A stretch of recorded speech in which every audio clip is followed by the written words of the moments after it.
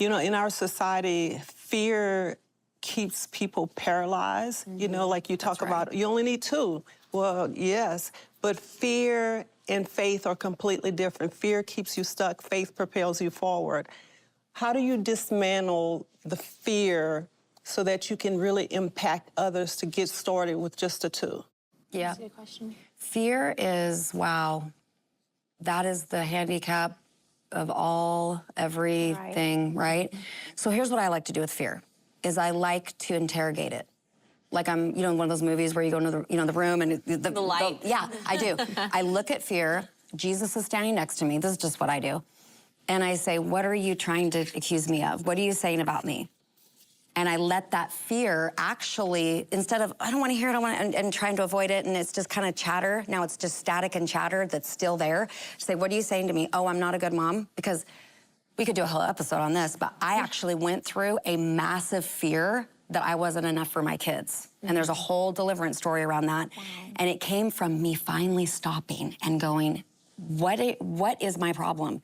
And fear said, you're not good at this. You're gonna fail your kids.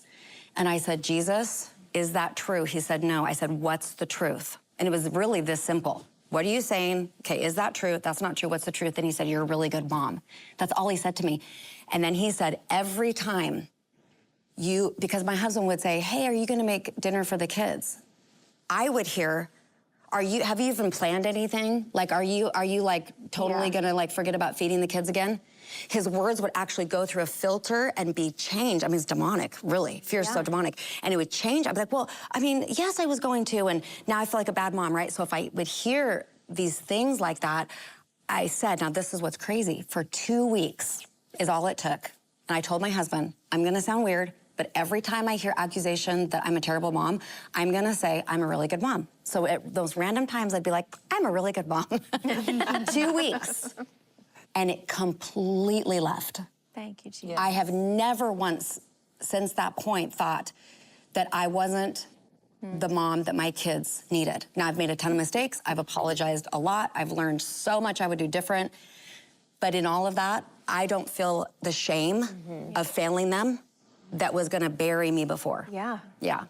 It's good. Don't you think, too, that living as parents and as moms, living it out in front of the kids and with them, whether it's just practical things of integrity, we don't lie, this is because we don't lie, or this is how we treat our friends, our neighbors, this is how Jesus said for us to love, that we're doing all the maybe routine things, scriptures and reading and praying, but even more than that, just instructing the gospel, living it out. Absolutely. And helping them in their daily life of how they just deal with life, friends, each other, siblings, you know.